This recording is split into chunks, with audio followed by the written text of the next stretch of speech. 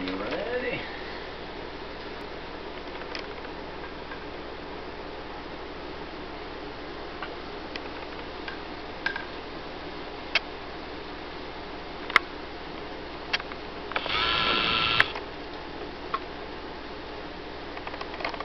First of all, I'd like to thank you all for coming out today, taking time out of your busy schedules to allow me to speak with you about organ donation.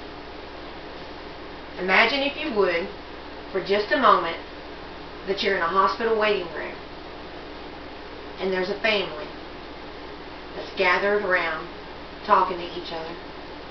The doctor walks in and addresses one of the females and says, "Mrs. Smith, the good news is your husband is stable. We've stopped the bleeding, and he is in recovery. But if he does not receive a liver donation soon, he will not survive."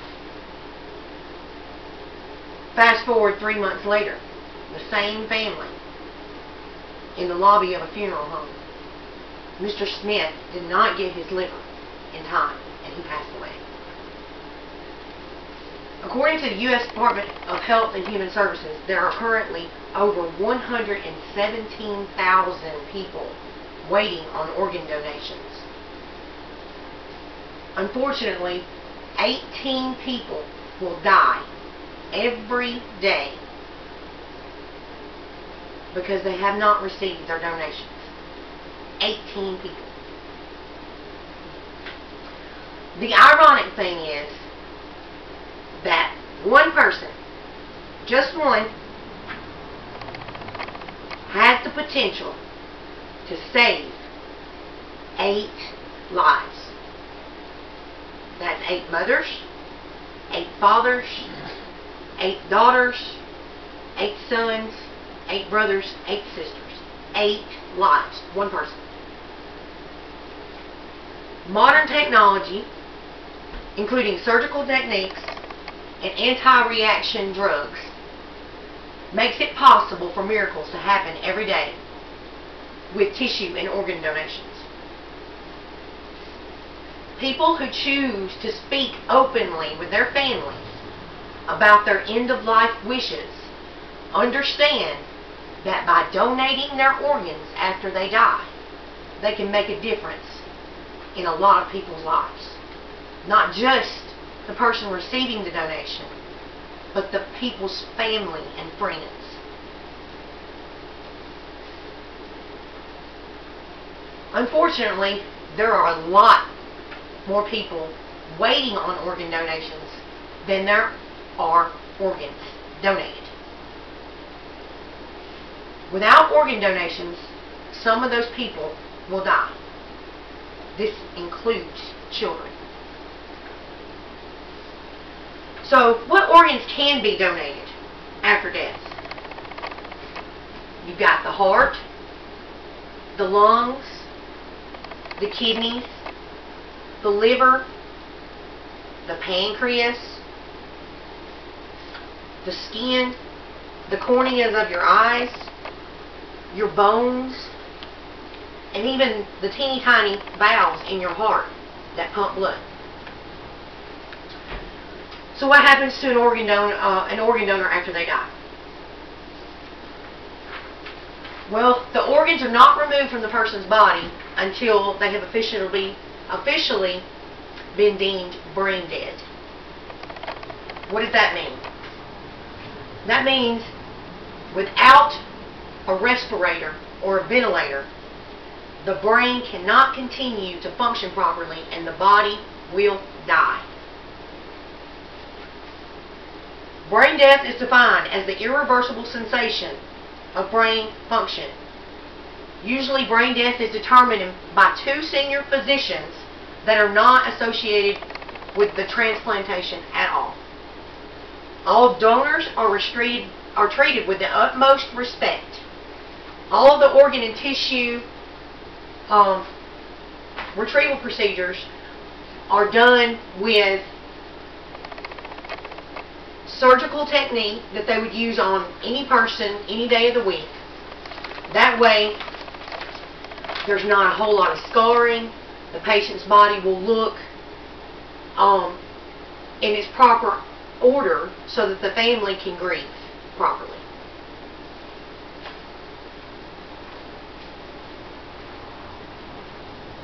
When the word hero is mentioned, a lot of people think about Superman, Captain America, a policeman, a fireman, a soldier on the front lines in Afghanistan. My definition of a hero is anyone who makes a difference in somebody else's life, just a little bit. You can be anybody's hero at any time and not even know it. You can even be someone's hero and someone's family's hero after you die. So how do you become an organ donor?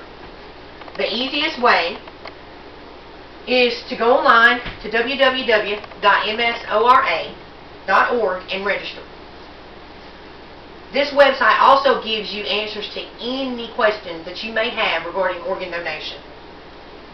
It only takes 5 minutes.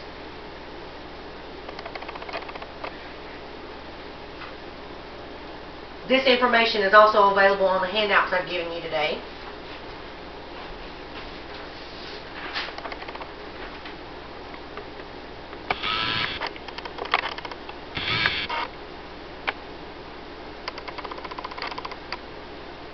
There's also answers to some questions that you might have on there as well as the list of organ donation or organs and tissue that can be donated.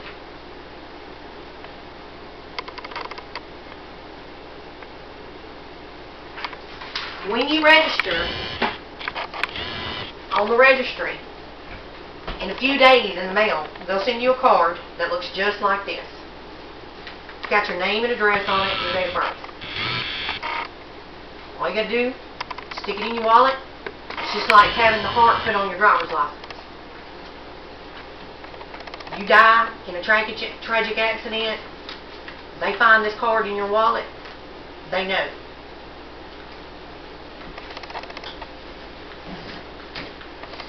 When I first started talking to you, I asked you to imagine a family in a waiting room where the husband waiting on a liver donation that never comes and he passes away.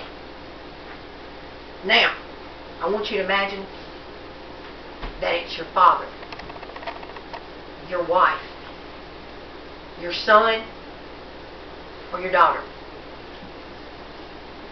Think about how you would feel knowing that the only reason they didn't survive was because they did not get that organ donation in time.